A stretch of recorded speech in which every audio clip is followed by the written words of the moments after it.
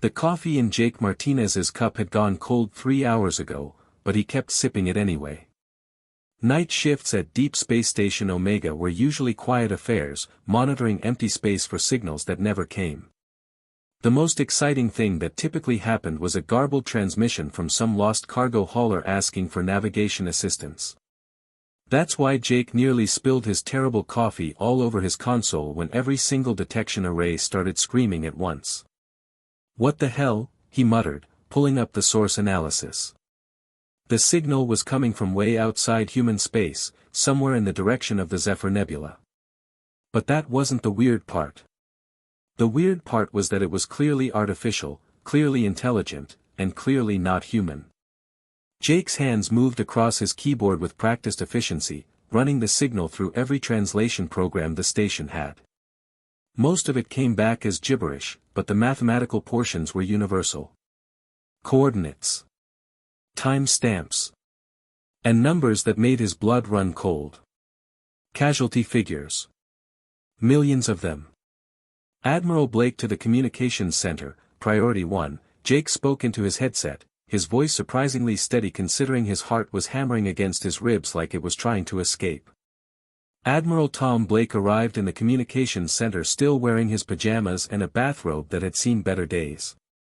At 62 years old, Blake had been through 3 wars and countless smaller conflicts, but he'd never seen his usually unflappable communications officer look quite this shaken. "Talk to me, Jake," Blake said, pouring himself a cup of the famously awful station coffee. Jake pulled up the translated data on the main display. "Sir, we intercepted an alien distress signal approximately 20 minutes ago. The mathematical portions translate clearly enough. They're reporting complete planetary destruction across multiple star systems. Cities gone. Populations eliminated. Whatever's happening out there, it's systematic." Blake studied the holographic display showing the affected regions. 12 star systems marked in red, each one representing billions of lives snuffed out. "Any idea who's sending this?" "The signal originates from something called the Zephyrian Coalition. Never heard of them, but their technology is definitely more advanced than ours. The concerning part is what they're running from."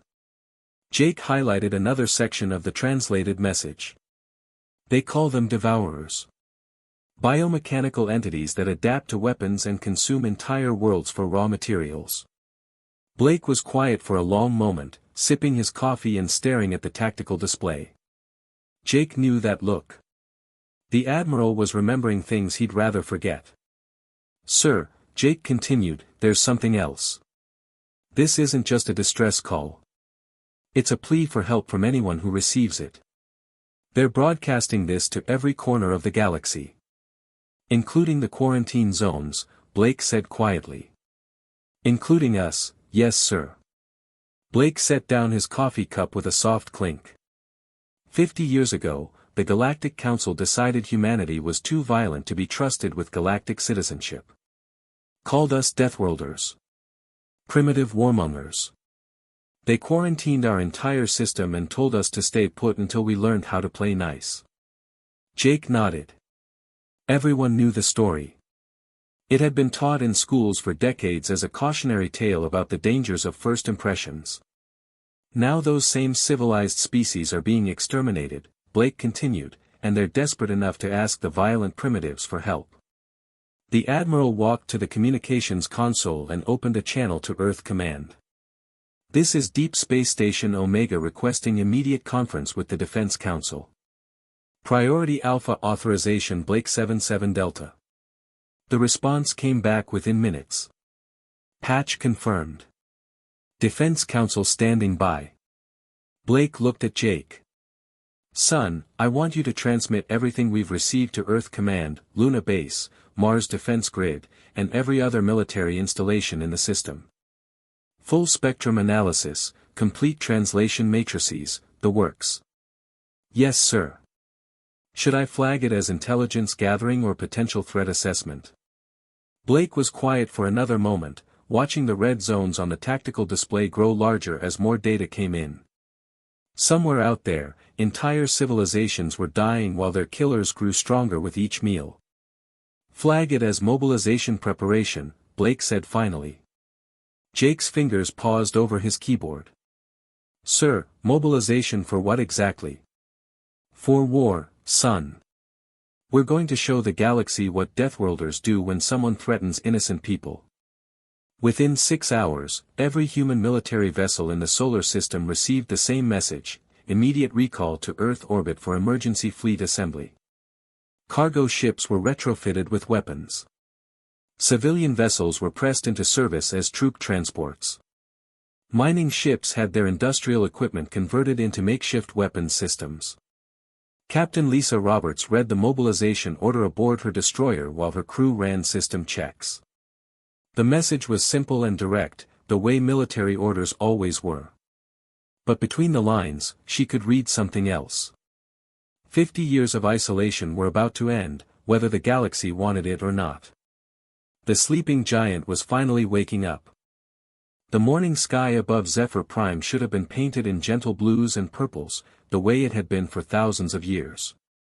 Instead, Ambassador Maya stared through her office window at a burning orange hellscape. Massive shapes moved through the smoke like hungry ghosts, their twisted metal bodies gleaming with an oily sheen that made her stomach turn. Maya pressed her palm against the cool crystal of the window. The vibrations from distant explosions traveled up through the building structure, making her bones ache. Another district had fallen. Another million souls had vanished into those terrible machines that called themselves the Devourers. Ambassador, called her aide from across the room, his voice cracking with exhaustion. The outer defense grid just went dark. They broke through Sector 7. Maya closed her eyes. Sector 7 housed the children's academies.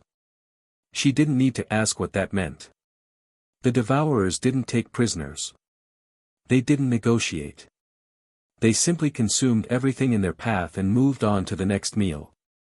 The first time anyone had encountered these creatures was 3 months ago on the mining colony of Thresh Minor. The automated distress beacon had transmitted for exactly 47 seconds before cutting to static.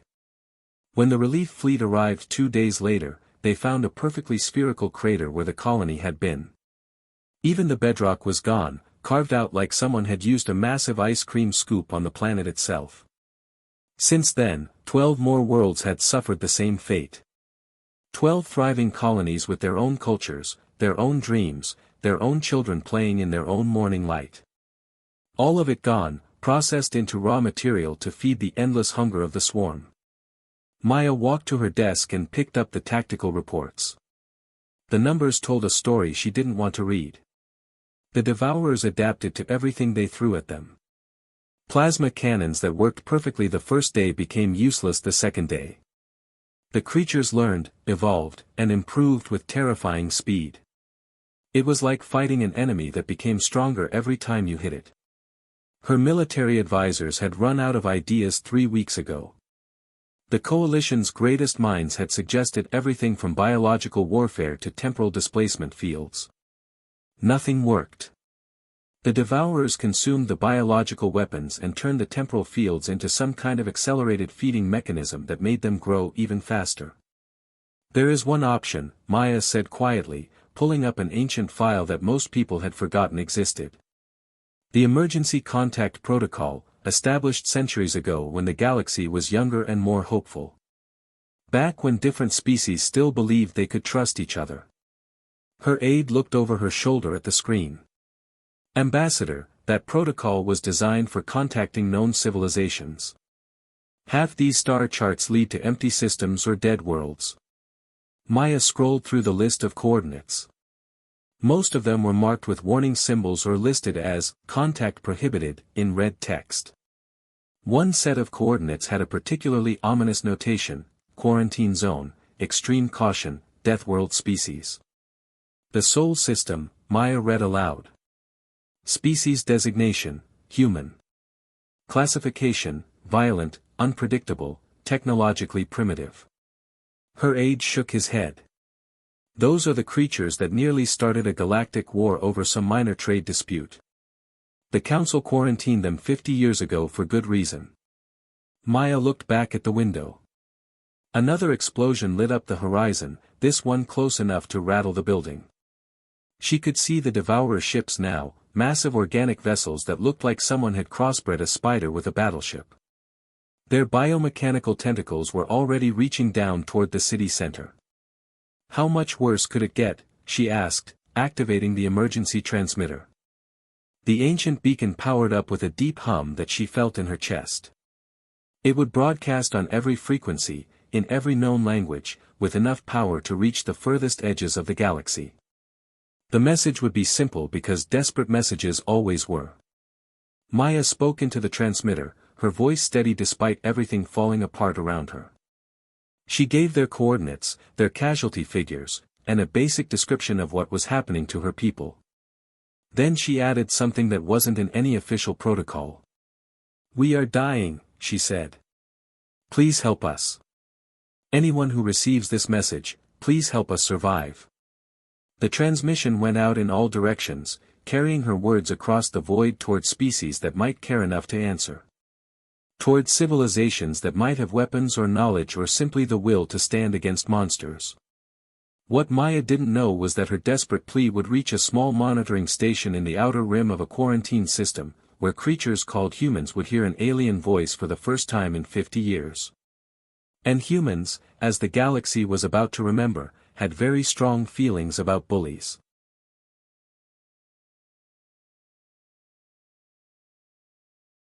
The hyperspace exit looked like someone had torn a hole in reality itself. One moment, the space around Zephyr Prime contained only the writhing mass of Devourer bioships feeding on the dying planet. The next moment, hundreds of unfamiliar vessels materialized in perfect formation, their hulls gleaming dully under the light of the burning world below. Ambassador Maya pressed herself against the observation window of her emergency command bunker, buried deep in the planet's northern continent. Her surviving staff clustered around sensor displays that hadn't shown friendly contacts in months. The readings made no sense. These new ships were smaller than Devourer vessels, built with materials that seemed almost primitive compared to standard galactic technology. But there were so many of them. "Sensor analysis complete," reported her tactical officer, his voice hoarse from weeks of delivering bad news. "Unknown fleet composition includes approximately 400 vessels of varying classes. Technology appears to be projectile-based with chemical propulsion systems." Maya frowned. Chemical propulsion was what most species used before they discovered energy manipulation fields. These newcomers were either very young as a civilization or very isolated. Her communications officer looked up from his station with confusion written across his features.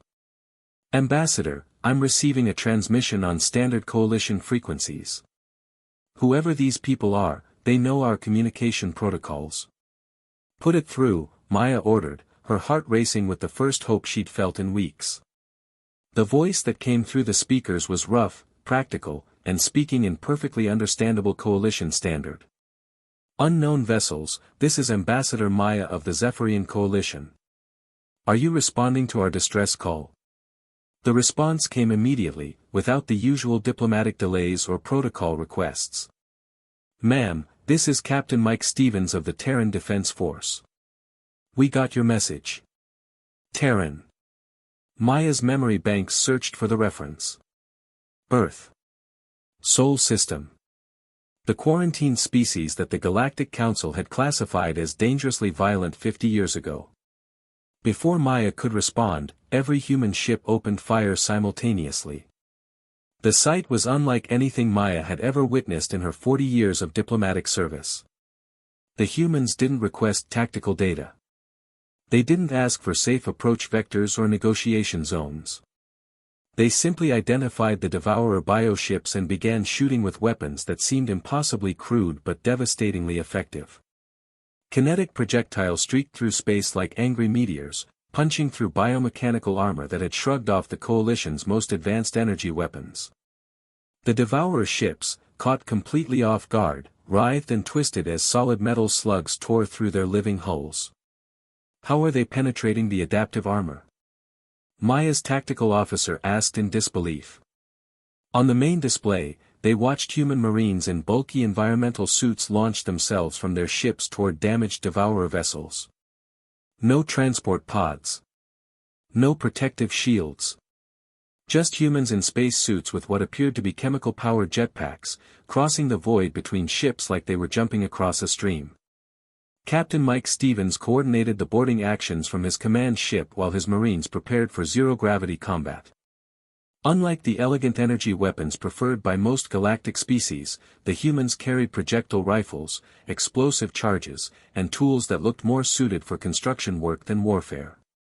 Boarding Party Alpha, you're cleared for entry through the breach in Section 7, Stevens announced over the radio. Remember, these things adapt fast, so don't give them time to figure out what you're doing. Marine Sergeant Tony Rodriguez led his squad through a jagged hole torn in the Devourer ship's hull by human weapons. The interior was like being inside a living nightmare, all pulsing walls and organic machinery that seemed to breathe. Worse, the biomechanical defenders were already adapting to their presence, growing thicker armor and deadlier weapons as they watched. Contact front. Rodriguez shouted, opening fire with his rifle. The solid projectiles punched through the creature's adaptive armor before it could compensate for the attack. When it tried to regenerate, Rodriguez's demo specialist hit it with a thermite charge that burned too hot and too fast for biological adaptation to counter. The human tactics were brutal in their simplicity. While galactic militaries had spent centuries developing elegant solutions to combat problems, humans had apparently spent the same time perfecting the art of overwhelming violence applied with precision timing. Maya watched the tactical display in amazement as human boarding parties fought their way through Devourer bioships, using tools and weapons the creatures had never encountered before. When the aliens adapted to projectile weapons, the humans switched to explosives. When they adapted to explosives, the humans used cutting torches and industrial equipment as weapons. They fight like they don't care about their own survival, Maya whispered to her staff. But that wasn't quite accurate. The humans cared very much about survival. They just understood something that the more civilized galactic species had forgotten over centuries of peaceful development. Sometimes survival meant being willing to do violence so terrible that your enemies would rather run than face you. For the first time since the Devourer invasion began, the biomechanical swarm found itself facing an enemy that adapted faster than they did. The alien ships began pulling back from Zephyr Prime, their hive mind calculating that these new opponents represented a threat level they hadn't encountered before. Maya opened a communication channel to the human fleet commander. Captain Stevens, this is Ambassador Maya. We cannot express our gratitude for your intervention. Stevens' response was characteristically direct. Ma'am, we're just getting started.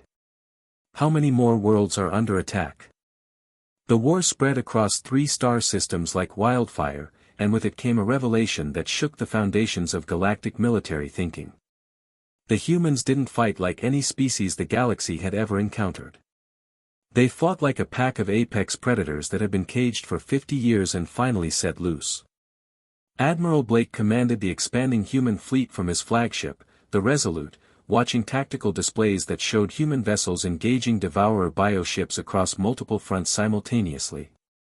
What amazed the coalition observers wasn't just the humans' willingness to fight, but how they coordinated their attacks with an instinctive understanding that seemed almost supernatural.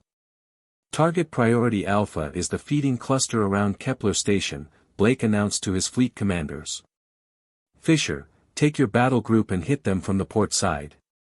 Cooper, I want your Marines ready for immediate boarding action the moment Fisher cracks their hulls. Captain Amy Fisher acknowledged the order from her heavy cruiser Vengeance. Her ship had taken a beating in the previous engagement, with scorch marks covering half her hull and her port engine running on backup power. In any civilized navy, a ship in her condition would withdraw for repairs. Human ships just kept fighting. Understood, Admiral. Beginning attack run now. Fisher's battle group closed with the Devourer feeding cluster using a tactic that horrified every coalition military observer who witnessed it. Instead of maintaining safe firing distances like rational beings, the human ships charged straight at their targets, weapons blazing. When their energy reserves ran low, they switched to kinetic weapons. When those ran out, they used their ships as weapons. Coalition Command, "This is Observer Kethron aboard the monitoring vessel Serenity," the Zephyrian analyst reported, his voice tight with disbelief. "The human vessel designated Vengeance just rammed a Devourer bioship at full velocity. Repeat, they are using their ships as kinetic weapons." Captain Fisher pulled herself from the wreckage of her command bridge, blood trickling from a cut on her forehead. Half her crew was injured, her ship was venting atmosphere through 3 major hull breaches, and her engines were completely dead. By any reasonable military standard, her mission was over. Instead, Fisher grabbed her sidearm and a portable communications unit. "All hands, this is the captain. We're going to finish this fight on foot." What happened next became the stuff of legend in military academies across the galaxy.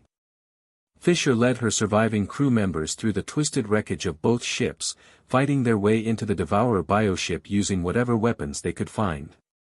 When their ammunition ran out, they used tools from the engineering deck. When those broke, they used pieces of debris as clubs. Captain Dan Cooper's Marines had perfected their boarding techniques during the Zephyr Prime engagement, but what they accomplished in the Kepler system went beyond military tactics and entered the realm of controlled madness. Cooper personally led an assault team into the heart of a Devourer hive ship, a living vessel the size of a small moon. "Remember, these things adapt to everything," Cooper told his Marines as they prepared for insertion. "So we're going to hit them with everything at once and not give them time to figure out what we're doing." The Marine assault was a symphony of controlled chaos. They used explosives to breach the bioship's outer hull, projectile weapons to clear the corridors, flame units to sterilize areas they'd captured, and industrial cutting equipment to dismantle the ship's organic systems. When the Devourers adapted to one weapon, the humans immediately switched to another. But the most shocking development came when Cooper's team began using captured Devourer technology against its creators. The biomechanical weapons were designed to interface only with Devourer physiology, requiring specific biological markers to function. Human ingenuity found a way around that limitation using battlefield surgery that made Coalition medics faint. They're grafting Devourer biotech directly onto their own bodies, reported horrified Coalition observers. These humans are modifying themselves in real time to use enemy weapons. Marine Lieutenant Bobby Chin emerged from a Devourer nest with his left arm replaced by a biomechanical weapon system that pulsed with alien energy. His squad mates had similar modifications, creating hybrid human-alien warriors that fought with capabilities no purebred species possessed. "Works great," Chin reported to Cooper over the radio, his new biomechanical arm tearing through Devourer defenders like tissue paper. "Hurts like hell, but it works." Ambassador Maya watched the tactical displays from her command bunker with a mixture of admiration and terror. The humans weren't just fighting the Devourers. They were out-evolving them. Every time the biomechanical swarm adapted to human tactics, the humans adapted faster, incorporating Devourer technology and strategies into their own forces. "They don't fight for territory or resources," Coalition military analyst Kethron observed, documenting the human combat methods for the historical record. "They fight for the concept of survival itself. Not just their own survival, but the survival of any innocent being threatened by predators." The psychological impact on the Devourers was unprecedented. For millions of years, the biomechanical swarm had consumed civilizations by adapting to their weapons and tactics faster than their victims could respond. Now they faced an enemy that not only adapted faster than they did, but actually incorporated their own evolutionary advantages into the fight against them. For the first time in their species' history, the Devourers began broadcasting retreat pheromones across their entire network. The hive mind that had terrorized the galaxy was learning an emotion it had never experienced before. Fear. The Devourer Queen ship hung in the void at the edge of known space like a cancerous moon, its biomechanical surface pulsing with the rhythm of a massive heartbeat. Admiral Blake stared at the tactical display aboard his flagship, watching the enormous vessel that had spawned the nightmare consuming the galaxy. Intelligence reports suggested the Queen was over 50 kilometers in diameter, a living fortress that had been birthing Devourer swarms for millions of years. "Sir, we're detecting massive energy readings from the target," reported his tactical officer. "Whatever that thing is, it's powering up for something big. Blake nodded grimly. They'd chased the retreating Devourer forces across 3 star systems, and now the survivors had gathered around their mothership for a final stand. Every biomechanical creature that hadn't been destroyed in the previous battles was converging on this position, ready to defend their queen with everything they had. All ships, this is Admiral Blake. Today we finish this war the way we started it. Fast, hard, and without mercy. Ambassador Maya watched the battle feeds from her temporary command center on the Coalition rescue ship Harmony. Around her, representatives from dozens of species observed in stunned silence as the human fleet approached the Queen ship. The humans had lost over half their vessels in the previous engagements, but their remaining ships showed no hesitation as they prepared for what everyone knew would be a suicide mission. "They know they can't win this," whispered Coalition Admiral Vextar, his scaled hands clenched behind his back. "That Queen ship has weapons that could destroy entire fleets." Maya said nothing, but she'd learned not to underestimate human determination. These creatures had already accomplished the impossible by stopping the Devourer advance. Maybe they had one more miracle left in them. Captain Jack Turner led the first wave of assault troops toward the Queen ship's surface, his demolition specialists loaded into modified cargo pods that would punch through the biomechanical hull like bullets. Turner had volunteered for the mission knowing it was almost certainly a one-way trip, but his team had lined up behind him without hesitation. "Remember, we only get one shot at this," Turner told his men as their pods prepared for launch. "The Queen's reproductive chambers are somewhere in the central core. We plant our charges, set the timers, and get out if we can." The pods launched like missiles, streaking across space toward the massive bioship while Devourer defenders swarmed to intercept them. Human fighter pilots flew cover missions that defied every principle of safe flying, weaving between biomechanical tentacles and energy beams to protect the assault teams. Lieutenant Beth Morgan felt her stomach drop as her pod smashed through the Queen ship's outer hull and tumbled into a corridor that looked like the inside of a giant throat. The walls pulsed with veins carrying luminescent fluid, and the air smelled like copper and rotting flowers. Worse, she could hear something enormous breathing in the distance. "Alpha Team, sound off," Turner's voice crackled through her helmet radio. "Morgan here, pod intact, moving toward target zone," she reported, pulling herself from the wreckage of her insertion pod. Around her, other demolition specialists were doing the same, checking their equipment and preparing for the most important mission of their lives. The team moved through the Queen ship's living corridors like antibodies fighting an infection. Every surface they touched was warm and slightly damp, and they could feel the massive creature's heartbeat through the deck plates. When Devourer biomechanical defenders appeared, the humans dealt with them using weapons and tactics that had become terrifyingly efficient over the past weeks. "Target zone identified," Turner announced, standing before a vast chamber filled with egg-like structures that pulsed with their own internal light. "These are the reproductive chambers. Every Devourer in the galaxy was born from one of these eggs." The team began placing nuclear charges throughout the chamber, working with practiced efficiency despite the horror of their surroundings. But as they worked, the Queen ship began to adapt to their presence. Biomechanical defenses emerged from the walls, weapons that had evolved specifically to counter human tactics. "Sir, our explosives aren't going to penetrate the adaptive shielding," reported Sergeant Kyle Martinez, his face pale as he watched their carefully placed charges become useless against the Queen's defenses. Turner smiled grimly and pulled out a biomechanical weapon he'd captured from a previous battle, one that had been grafted to his nervous system during the siege of Kepler Station. "Then we adapt faster." What followed was a battle fought on a cellular level, with human ingenuity pitted against millions of years of biological evolution. Turner's team used captured Devourer technology to disrupt the Queen's defensive systems, turning her own adaptive mechanisms against her.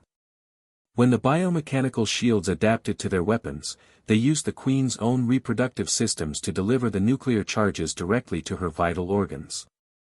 "Charges placed and armed," Morgan reported from deep within the Queen's central nervous system. Estimated detonation in 90 seconds. The extraction was chaos. Half the team didn't make it out of the Queen ship before the nuclear charges detonated, but their sacrifice accomplished something that had seemed impossible just months before. The biomechanical plague that had terrorized the galaxy for centuries began to die. Admiral Blake watched from his bridge as the Queen ship convulsed in its death throes. Across subspace, her death scream echoed like the cry of a dying god, and every devourer vessel in the galaxy simply stopped moving. Without their queen to coordinate them, the biomechanical swarm became nothing more than drifting wreckage. Ambassador Maya activated her communications array and sent a message that would be remembered for generations. "This is Ambassador Maya of the Zephyrian Coalition, speaking on behalf of all free peoples of the galaxy. To the Galactic Council, to all civilized species, and to anyone who believes in justice over predation, we present humanity. They came to us as strangers and stood with us as family." She paused, looking at the tactical displays showing human ships returning from their victory over the Queen. Many wouldn't be coming home. The Council once called them Deathworlders and quarantined them for being too violent. Today, their violence saved us all. We formally request that humanity be granted full galactic citizenship and a permanent seat on the Defense Council. Admiral Blake received the transmission aboard his battered flagship, surrounded by the survivors of humanity's first galactic war. His response was broadcast across every inhabited world in the galaxy. "This is Admiral Tom Blake of the Terran Defense Force. We didn't come here for citizenship or recognition. We came because innocent people were dying and someone had to help them. That's what we do. Next time the galaxy faces monsters, you won't face them alone." The age of human isolation was over. The age of galactic protection had begun.